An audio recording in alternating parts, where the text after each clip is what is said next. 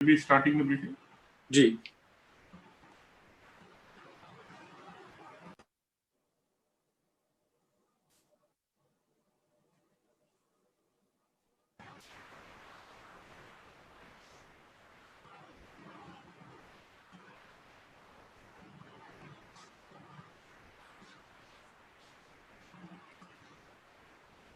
We'll request everyone to mute yourself.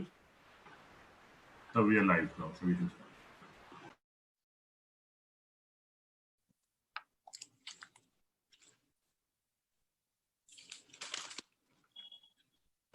Prashant, can we start? Yes, please start, sir. We are live. नमस्कार दोस्तों, आप सबका आज की स्पेशल प्रेस मीटिंग में स्वागत है। लॉकडाउन 4.0 का आज आखिरी दिन और पिछले 24 घंटों में लगभग 8300 नए केस आए हैं। कल ही सरकार ने अनलॉक 1 की घोषणा की है, परंतु इस पूरे महामारी के दौरान जो सबसे बड़ी समस्या हमारे सामने रही वो रही श्रमिकों की, प्रवासी मजदूरों की। उनके घर जाने को लेकर के हो, सरकार की कुप्रबंधन को लेकर के हो, सरकार की असंवेदनशीलता की रही हो, या फिर ऐसे समय में मजदूरों के जेब से टिकट के पैसे निकालने को लेकर के हो। बस दिए जाने के बावजूद भाजपा की राज्य सरकार ने उसे श्रमिकों के लिए इस्तेमाल करने से मना कर दिया। ये तमाम समस्याएं रही। विश्वास नहीं करेंगे कि इस पिछले लगभग 68 दिनों में 667 लोग अपनी मौत के शिकार हो गए, उनको अपने जान से हाथ धोना पड़ा, और ये सब नॉन वायरस डेथ्स थे। इन तमाम जानकारियों के साथ हमारे साथ आज मौजूद हैं आज के स्पेशल ब्रीफिंग में आदरणीय कपिल सिब्बल जी, कांग्रेस के वरिष्ठ नेता, सांसद एवं पूर्व केंद्रीय मंत्री। Sir, the floor is all yours. Thank you very much, Pranav. Good afternoon, everybody. Before I really share some thoughts with you, it's important for me to talk about something that happened the other day when this government called a journalist a vulture. And if the government calls a journalist a vulture, then I think the government has forgotten the definition of culture. अगर आप हमारे journalist को गिद्ध कहलाएंगे तो कहीं ना कहीं आपकी परिभाषा जो हमारी संस्कृति के साथ जुड़ी हुई है वो आप भूल चुके हैं, और मैं इसकी घोर निंदा करता हूं।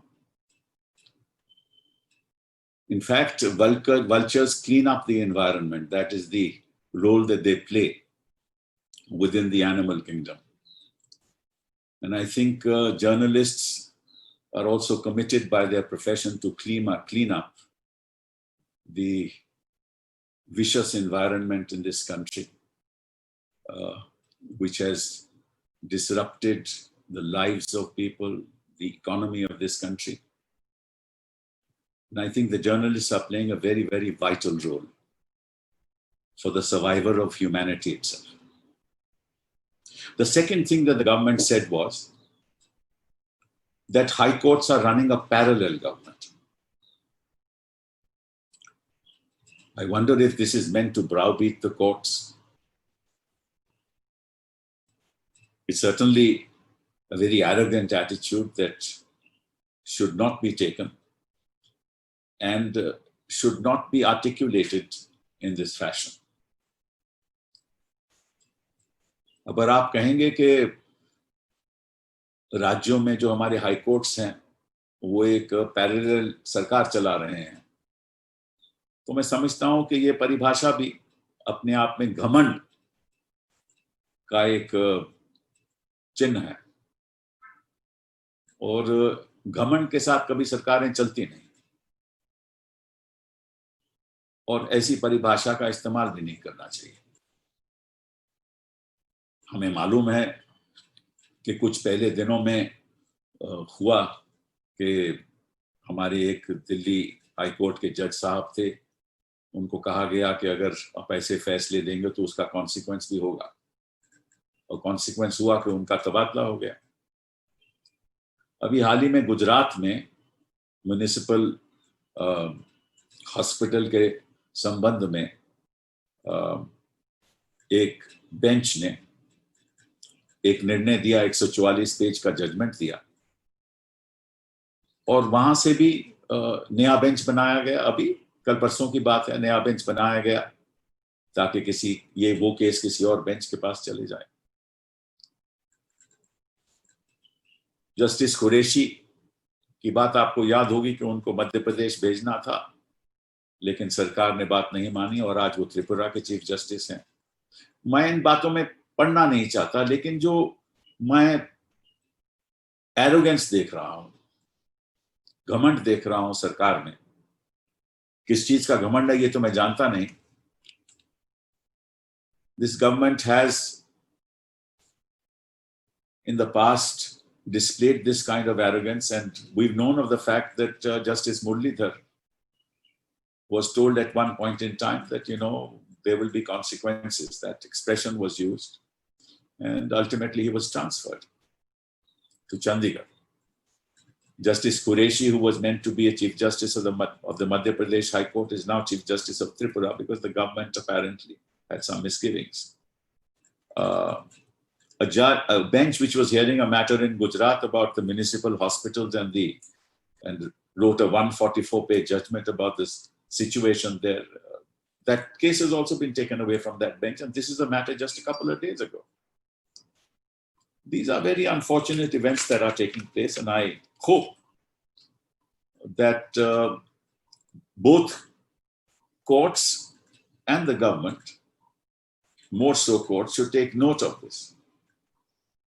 Because unless the courts are alive to what is happening on the ground and render judgments, this kind of attack and expressions used that high courts are running parallel governments is not conducive to a democratic environment.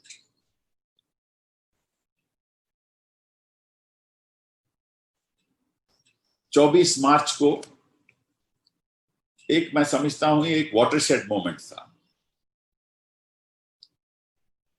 सरकार का रवैया 24 मार्च से पहले क्या था और सरकार 24 मार्च के बाद क्या कर रही है, इसमें बहुत अंतर है। अंतर इसलिए है कि आपको मालूम है कि 24 मार्च के पहले मई 2019 से लेकर 24 मार्च 2020 तक हिंदुस्तान के सामने सरकार के एजेंडे क्या थे?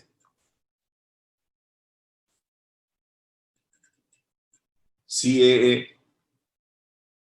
370, ट्रिपल तलाक, NRC, पॉपुलेशन रजिस्टर, राम जन्मभूमि, ये इनका पोलराइज्ड एजेंडा, कम्युनल एजेंडा मई 2019 से लेकर 24 मार्च 2020 तक था। और इस दौरान में आपको मालूम है कि छात्रों के साथ क्या हुआ, कैसे पुलिस का रवैया भी सही नहीं था, चाहे वो जामिया की बात हो, चाहे वो छात्र कहीं और की बात हो, JNU की बात हो। और इसी दौरान में सरकार ने UAPA भी लागू किया। और किसके ऊपर लागू किया? संसद में तो ये बताया गया कि हम तो टेररिस्ट के खिलाफ UAPA को लागू करेंगे, लेकिन लागू हुआ किस पे? अखिल गोगोई पे, जो एक RT एक्टिविस्ट हैं, सफूरा जरगार पे, जो एक रिसर्च स्कॉलर हैं, शर्जील इमाम पे, जो JNU में है, मसरत जोहरा पे, जो फोटो जर्नलिस्ट हैं। तो ये जो सरकार का एजेंडा रहा है, ये 24 मार्च को बदल गया।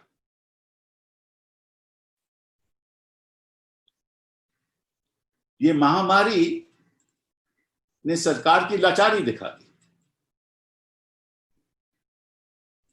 सबसे दुनिया में सबसे बाहुबली भी इसका सामना नहीं कर सकता। ना को यूएपीए के द्वारा उसको कोरोना वायरस को बंद कर सकता है, ना उसको डरा सकता है, ना उसको धमकी दे सकता है, ना एरोगेंस दिखा सकता है। और हिंदुस्तान का जो चेहरा था वो 24 मार्च 2020 के बाद बदल गया, सरकार की वजह से नहीं। जो भाईचारा पे दरार ला रहे थे 24 मार्च से पहले, हिंदुस्तान की जनता ने वही भाईचारा देश को दिखाया। लोगों ने एक दूसरे की मदद की, सड़कों पे जाने वाले माइग्रेंट को खाना खिलाया, उनके लिए व्यवस्था की, पानी की व्यवस्था की। धर्म की कोई बात नहीं हुई। जनता ने सरकार को दिखा दिया कि देश को आगे कैसे चलना है। सरकार लाचार है, उनको मालूम नहीं कि हमें करना क्या है।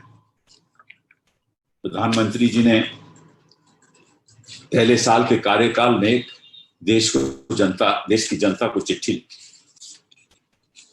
और चिट्ठी की शुरुआत कैसे हुई? He said, "My fellow Indian, I want to ask the Prime Minister that at least now tell us what is your definition of your fellow Indian. Does that definition fit into what happened prior to March 24, 2020? At least now change the way you are handling the future of this country." When I told you about 370, UAPA, NRC, population register, CAA, triple talaq, these were the agendas of the government. Where was the agenda for education? Where was the agenda for healthcare?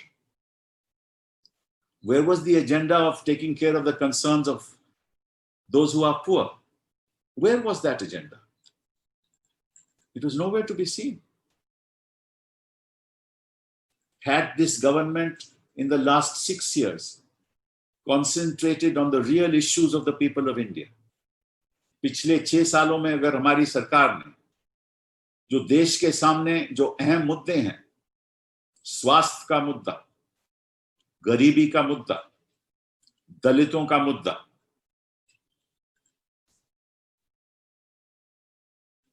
लोगों की आम जीने की समस्याओं का मुद्दा, अगर उस पे ध्यान देते तो शायद हिंदुस्तान आज कहीं और खड़ा होता। लेकिन इनका तो एजेंडा ही नहीं था। और फिर भी प्रधानमंत्री ने अपने चिट्ठी में यह कहा कि this is the golden chapter in the history of Indian democracy, मतलब कि सुनहरे अक्षरों में लिखा जाएगा ये इतिहास।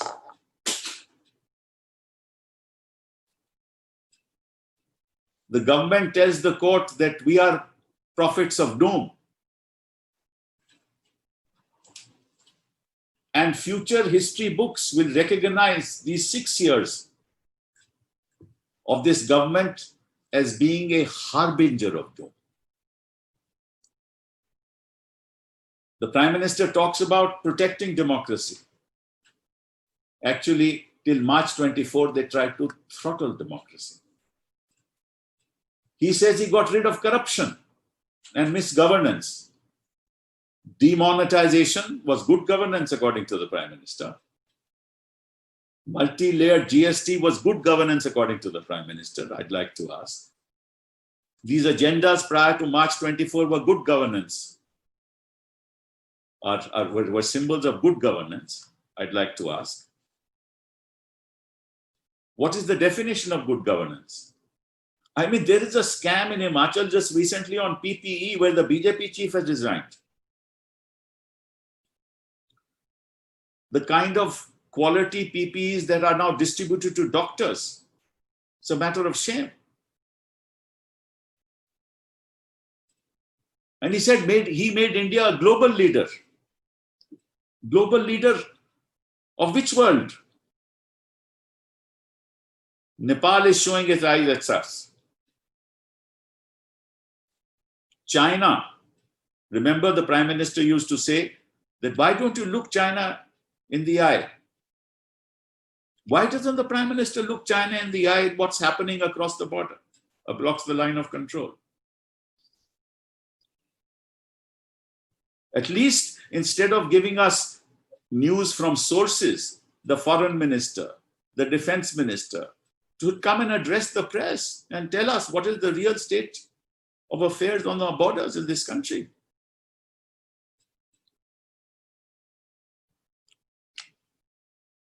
He said, सबका साथ, सबका विकास, सबका विश्वास. हाँ, इतना तो मैं मानता हूं, कुछ लोगों का साथ, कम्युनलिज्म, कुछ लोगों का विकास और कम्युनलिज्म का साथ, और खो गया विश्वास. ये असलियत है.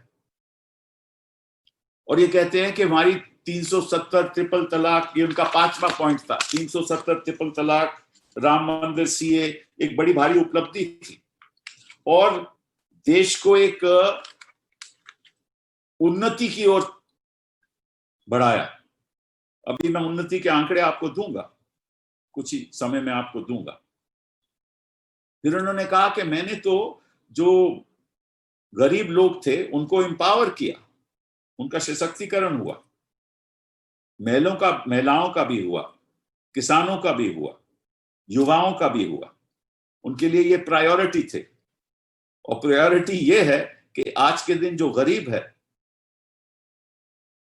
वो गरीबी की मार में कईयों ने तो अपनी जान गंवा दी. कहते हैं कि रूरल अर्बन डिवाइड कम हुई है. इस देश में अमीर ज्यादा अमीर हुए हैं. आपको मालूम है इस बात का, आंकड़े आप लोगों के सामने हैं. इस देश की जनता तो एक भारत चाहती है, चाहे प्रधानमंत्री जी कुछ भी कहें. हम अनेक भारत नहीं चाहते, हम एक भारत चाहते हैं. हम उस अनेक भारत का विरोध करेंगे और मरने तक विरोध करेंगे. प्रधानमंत्री जी कहते हैं कि जो श्रमिकों को जो सहूलतें नहीं मिली और जो कठिनाइयां आई, अपने आप में शायद वो जरूरी था, क्योंकि हम चाहते थे कि कोई महामारी ना हो. लेकिन उसके दृश्य तो हम देख ही रहे हैं और आप पत्रकार लोग घर में दिखा ही रहे हैं. और प्रधानमंत्री ने आखिर में, उनका 10वां पॉइंट ये था कि मैंने तो 20 लाख का इकोनॉमिक पैकेज दिया. और वित्त मंत्री ने कहा कि वो that represented 10% of GDP, when all economists around the world and within us have said that only represented 1% of GDP. अब ये बातें मैंने आपके सामने इसलिए रखी कि प्रधानमंत्री का नजरिया कुछ अलग है, कुछ हवाई नजरिया है, और जो रियलिटी जमीन पे है उसमें एक बहुत भारी अंतर है. वो रियलिटी मैं आज आपके सामने, आपके द्वारा, जिनको ये लोग गिद्ध कहते हैं, आपके द्वारा मैं जनता तक पहुंचाना चाहता हूं. वर्ल्ड बैंक की रिपोर्ट.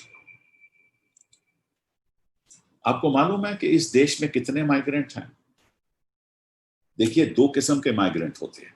आज मैं बात आपको स्पष्ट कर दूं. एक तो माइग्रेंट ऐसे होते हैं जो प्रदेश में ही रहते हैं, लेकिन एक जिले से दूसरे जिले में जाते हैं. एक एक एक एक डिस्ट्रिक्ट से दूसरे डिस्ट्रिक्ट में चले जाते हैं, एक तहसील से दूसरी तहसील में चले जाते हैं. और वो भी वहीं फंस गए क्योंकि उनकी मूवमेंट भी खत्म हो गई. तो उनको हम इंटरनल माइग्रेंट्स कहते हैं. मतलब कि माइग्रेंट जो प्रदेश में फंसे हुए थे, जो प्रदेश में ही काम करते हैं, वो बाहर से नहीं आते. और दूसरे किस्म के जो माइग्रेंट होते हैं जो बाहर से आते हैं किसी और प्रदेश में जाकर काम करने के लिए, चाहे वो बिहार से जाएं, चाहे वो उत्तर प्रदेश से जाएं, चाहे वो बंगाल से जाएं, उड़ीसा से जाएं, और उनकी जो संख्या है वो लगभग 2011 के सेंसस के मुताबिक वो लगभग 6 करोड़ है। और ये तो 2011 का सेंसस था, और उसको तो आप 9 बरस हो गए, 2011 से आज तक 9 बरस हो रहे, उसकी संख्या तो बढ़ गई होगी। तो हमारी सरकार के पास कोई ऐसा डेटा नहीं है जिससे ये हमें पता चल जाए कि कितने बाहर से आने वाले, प्रदेशों में जाने वाले श्रमिक लोग हैं। ये डेटा सरकार के पास नहीं है। और कितने राज्यों में रहने वाले माइग्रेंट हैं, ये भी सरकार के पास डेटा नहीं है। तो अगर डेटा नहीं होगा तो राहत कैसे पहुंचेगी? और यही हाल है कि हमारी सरकार रोज के रोज निर्णय कर देती है, they make announcements. The fact of the matter is that this government doesn't even know the number of migrants. There are two kinds of migrants in this country.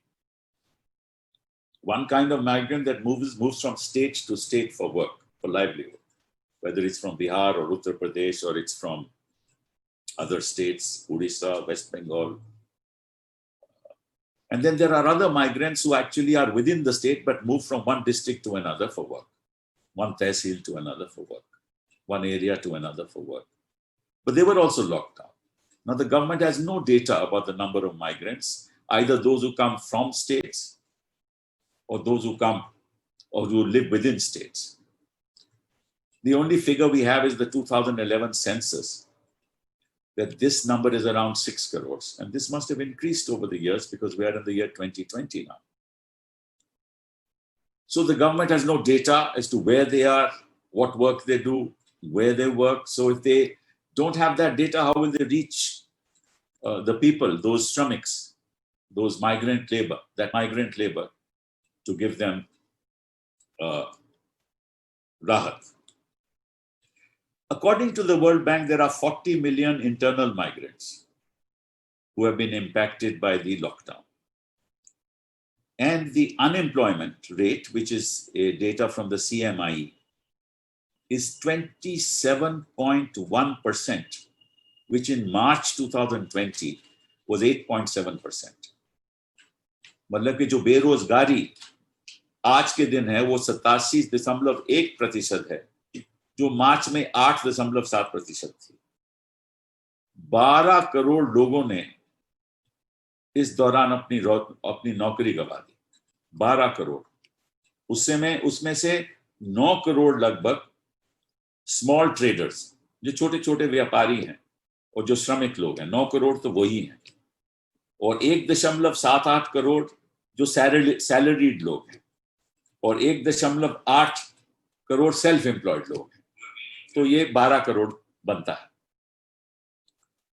और अगर सरकार के पास कोई डेटा नहीं होगा, इस समय सरकार के पास केवल ये डेटा है कि 28 लाख लोगों को राहत मिली है, माइग्रेंट्स को राहत मिली है।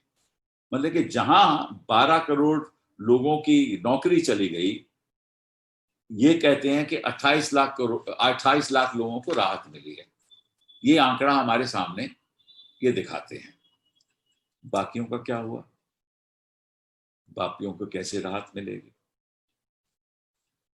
फिर कहते हैं कि देखिए, हमने एक और बात आपको बता दूं, बहुत ही गंभीर है, और शायद मोदी जी कहते हैं कि भी उन्होंने कहा कि देखिए, हम तो we are on the development strategy, हमने बड़ी उन्नति दिखाई है।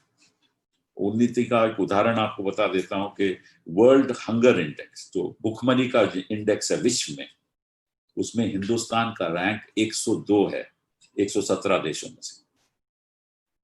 तो अगर ये लोग वो एजेंडे नहीं चलाते, CAA, NRC, और इस पे ध्यान देते, तो गरीब को थोड़ी राहत मिलती। लेकिन ये तो गरीब में भूले हुए हैं, ये अपनी सोशल डिस्टेंसिंग रख रहे हैं गरीबों के साथ। They are keeping their social distancing from the poor people in this country.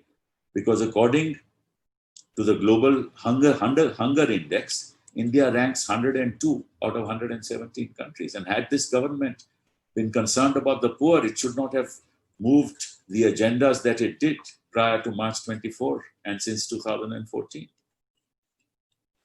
Till May 14, 73 people died of starvation.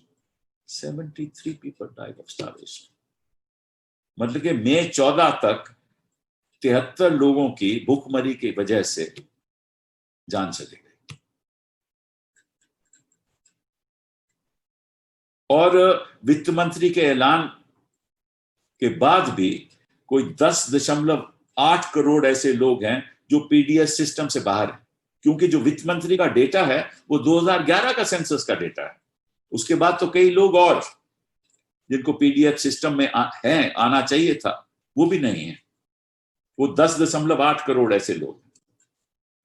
और अजीम प्रेम जी ने एक रिसर्च पेपर के द्वारा देश के सामने ये रखा कि हिंदुस्तान की जो 85% जो वर्क फोर्स है, जो श्रमिक लोग हैं, वो 10,000 रुपए कम महीने से माह से कम कमाते, 10,000 माह से कम कमाते, और 50% ऐसे लोग हैं जो 5,000 से भी कम कमाते।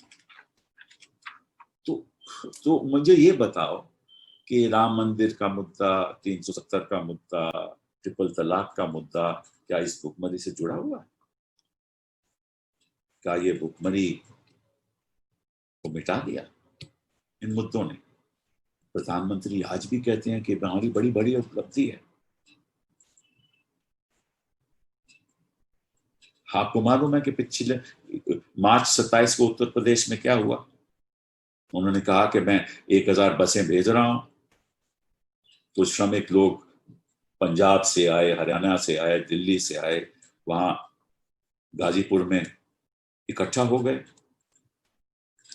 गाजियाबाद लाल कुआं में इकट्ठा हो गए, और वहां व्यवस्था थी नहीं, लोग बहुत ज्यादा से।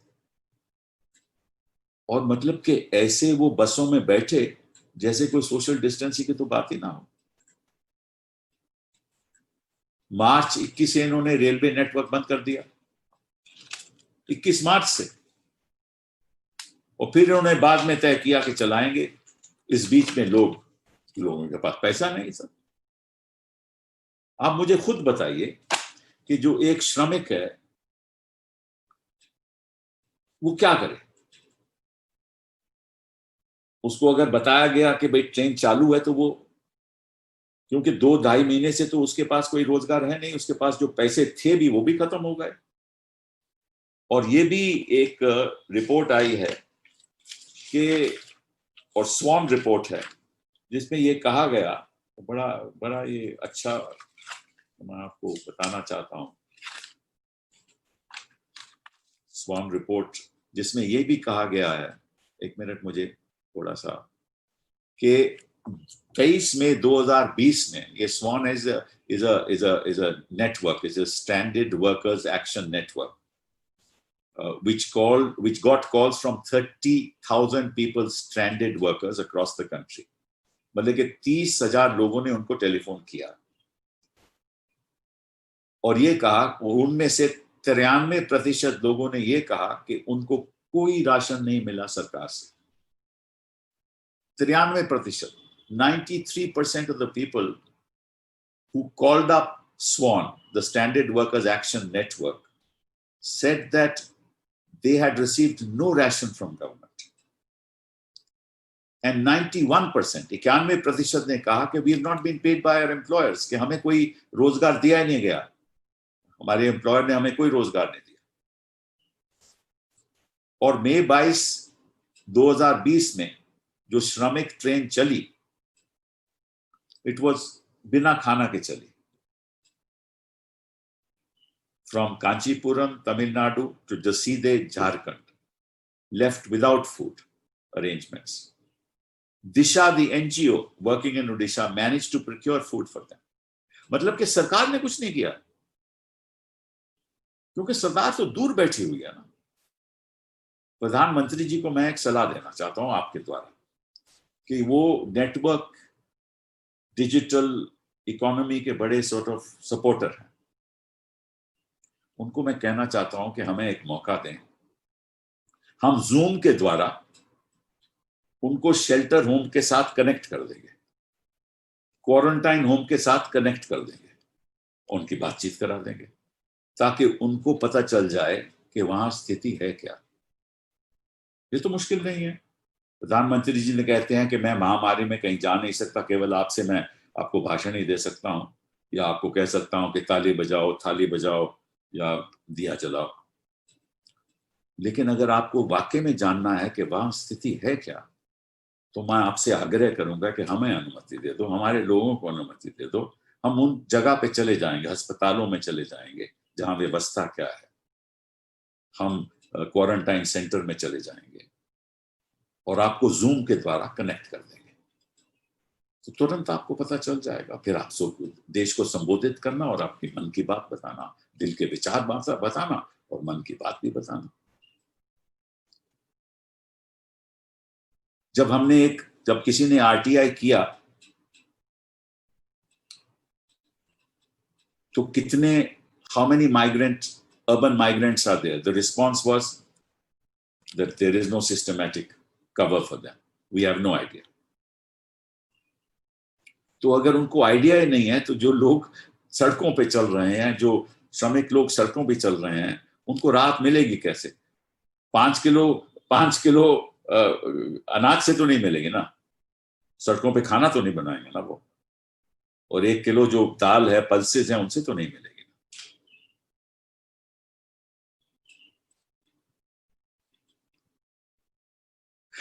स्वान रिपोर्ट ये भी कहती है कि 64% of stranded workers said that they have less than 100 rupees left with them. ये लोग सड़कों पे जा क्यों रहे हैं? क्योंकि 2-2.5 महीने से यहां हैं, शहरों में पड़े हुए हैं, जा सकते नहीं। जो थोड़ा बहुत पैसा कमाते थे वो भी खत्म हो गया।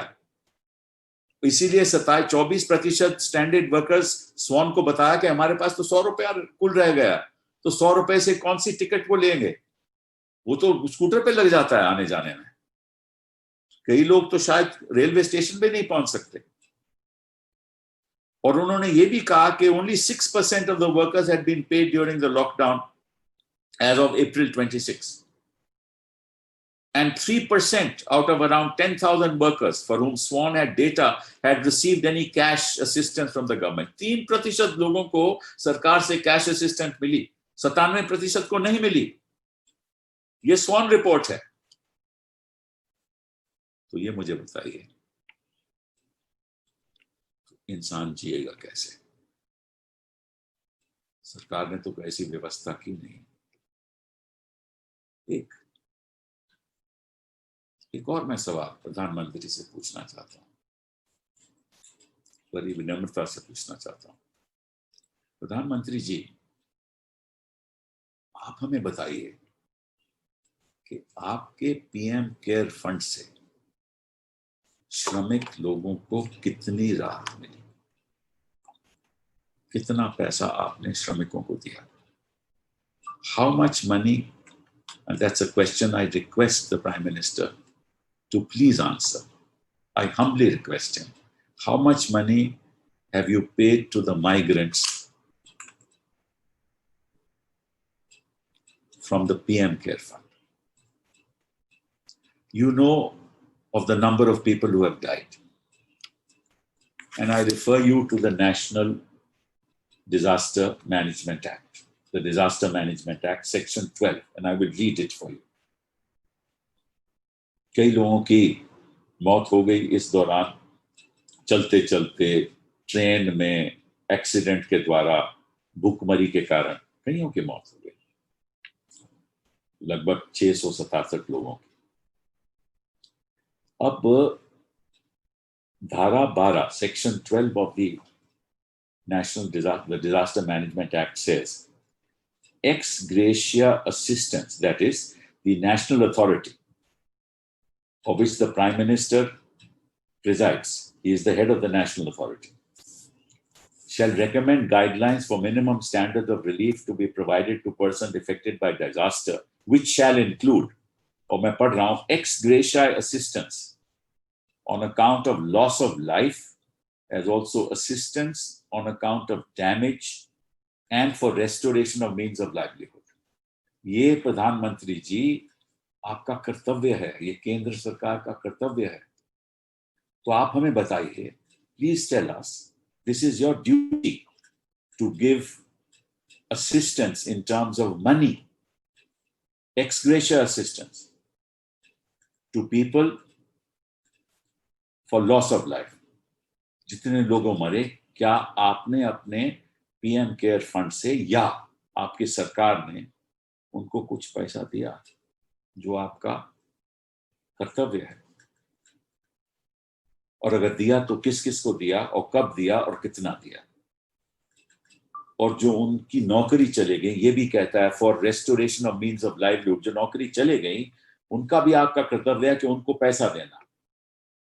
आपने अपने केयर फंड से या केंद्र सरकार ने उनको पैसा दिया, कितना दिया, कब दिया, ये भी हमें बता दीजिए. और आपने ये भी लिखा है for special provisions for widows and orphans, मतलब के जो विधवा हो गए, जो महिलाएं विधवा हो गई और जो बच्चे जिनके माता पिता की मौत हो गई इस दौरान,